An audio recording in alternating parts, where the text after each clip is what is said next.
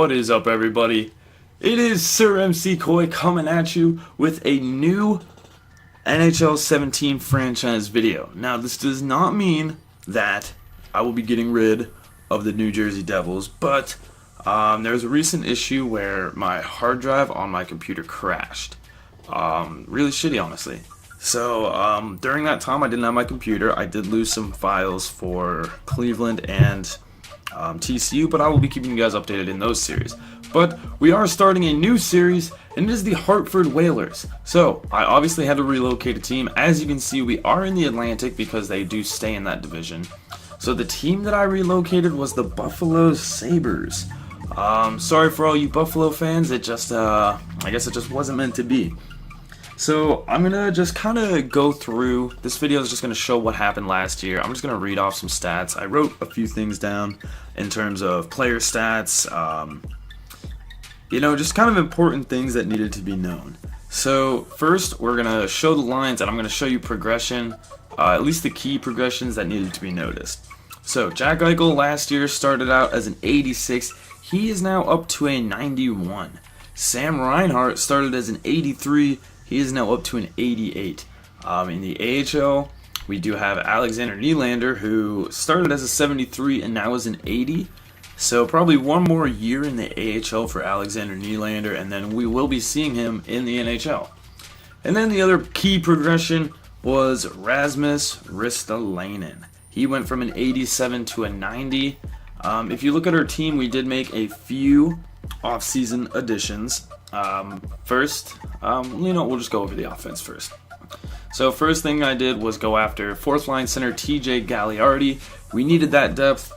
Basically all of our signings were depth signings. We went out and got Scotty Upshall. I've always had good luck with Scotty Upshall. He's always been pretty clutch for me. And the other one is Cal Clutterbuck. I'm not sure. I've seen him do really good in franchises, and I've seen him do very not so well in franchises. So I'm going to keep him around closely. And we also signed backup goaltender Jonas Enroth. I'm sure you guys remember the fun that I had with him in NHL 16, where he decided to be an 87 overall. We signed him to a huge contract, and then he immediately dropped back down. Robin Lehner still is our man in net for now. I don't really know how long that's going to last, which I will be showing you potentially why later on in this video. So, moving on, we did finish the year 40, 31, and 11. That gave us 91 points, and we lost a tiebreaker with the Ottawa Senators for the third seed in the Atlantic Division, and that wasn't enough points to get us a wild card spot, so we just missed out on the playoffs in that situation. The Philadelphia Flyers won the Stanley Cup. I don't really know what to say about that one, to be honest. Going back to stats, though, our leading point man was Ryan O'Reilly. He finished the year with 19 goals, 45 assists. Kyle Okposo had 21 goals, 41 assists, and Jack Eichel had 28 goals and 24 assists. Those were really the big ones. Now, I looked at our team stats by the end of the year just to see where our problems arose and where we needed help.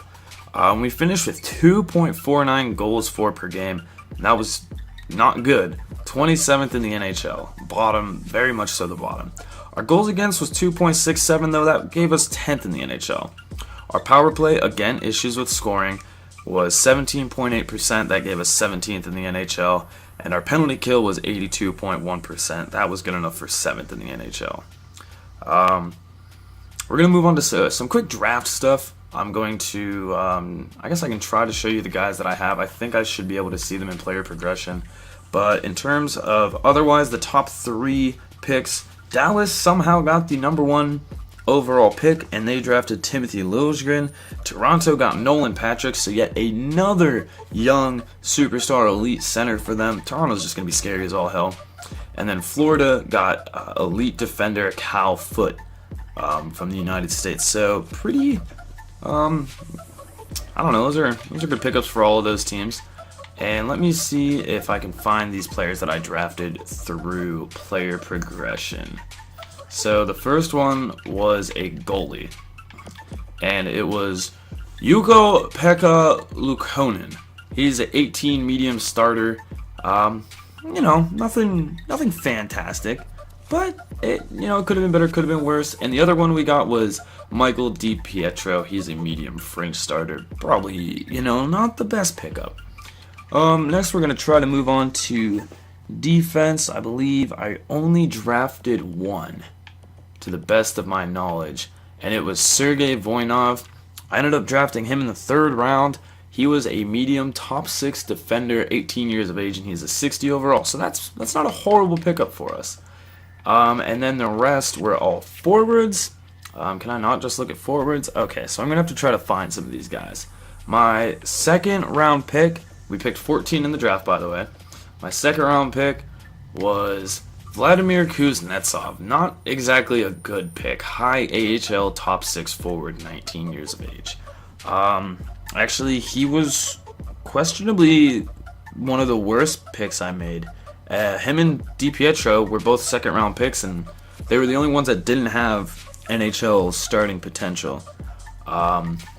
In the 3rd round, with the 28th pick, which I acquired in a trade, we took Philip Krivosic, medium top 9, 18 years of age. It's not a bad one. And then the last noticeable pick for us, otherwise they were all just depth guys, was Phil Gryba. We took him in the 6th round, actually, and he is a medium bottom 6 forward and he is 19 years of age. So the draft went, I'd say, all right. It could have been worse, could have been better. I'm gonna keep this one pretty short. I'm gonna try to put up some graphics so you're not just listening to me read. But for the time being, that is what that is. But now, the main thing that I kind of wanted your guys' opinions on was a potential trade, and I keep going to all the wrong screens for it. So, I checked the trade block at the end just to see, okay, let's see if there are any players that would be worth me going out and getting. I am just really messing this up, honestly. Trading block, browse trade block, oh my god. Anyways, so, I was looking around, there happened to be a lot of prospects. Pavel Datsyuk is out there, there's a lot of picks, but I'm not going to waste your time going through every team. There was one team that had a guy out there. Actually, there are 2 teams that had interesting players. San Jose Sharks has Martin Jones. He's an 86 overall, 27 years of age, exact elite. So Martin Jones, he's not really much of an upgrade over Robin Lehner. He's a good goaltender, don't get me wrong there, but he's already reached his cap of potential, and it just wouldn't really be worth our time. But then there is Matt Murray.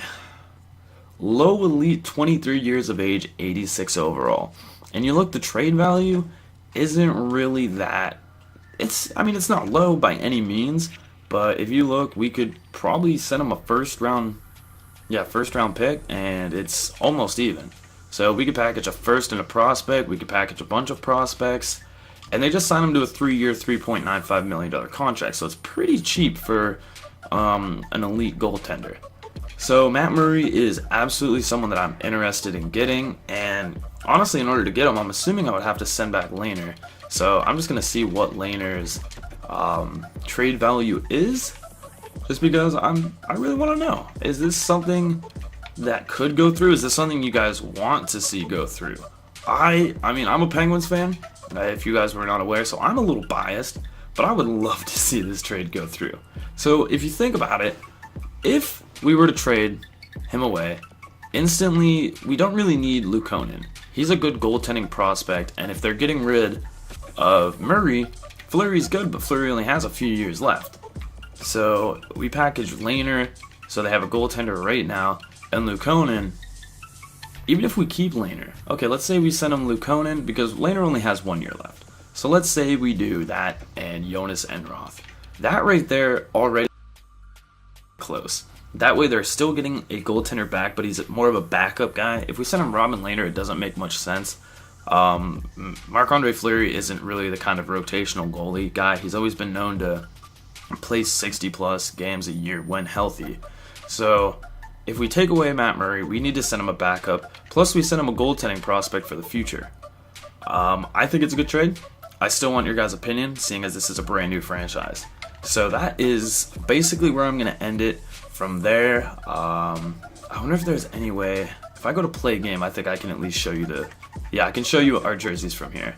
So I'm just going to go here real quick, and I'm going to show you these jerseys, which I tried my best to create the home and away jerseys. To the best of my knowledge, Hartford had white homes and then colored aways, and then I kind of created my own alternate jersey. It was something that I was just kind of interested in doing. Obviously, you're not going to see the jerseys because we're simulating, but they're cool. So here is the away jersey, the logo in the center, focused on the green and the blue stripes. I think it looks pretty cool. Here are the alternates. These are my favorite jerseys. I think these look so sick. I don't know. Probably a little bit of bias, seeing as I made them. And there are the home jerseys, the white home jerseys. So, I'm going to end the video there, guys. Let me know what you think. Let me know if you guys are excited for the freaking Hartford Whalers. It's been a long time. I think the Hartford Whalers deserve to come back in the NHL. And as much as we all love the Sabres, this is a place that is going to absolutely love Hartford. We see the fan happiness is already 92 and we haven't played a single game. And I did name our arena the Howe Civic Center in honor of the late great Gordie Howe, who did play for the Hartford Whalers and has his number retired by them. So that is going to be it. I'm going to end the video here. Let me know if you guys are hyped. Let me know if I should do the Matt Murray trade. I'm going to show you these lines real quick. Let me know if there's anything else you think I should go out and get. I think we're kind of good. I would like to get a better second wing or second line right winger, but that's that's a little bit down the road. So you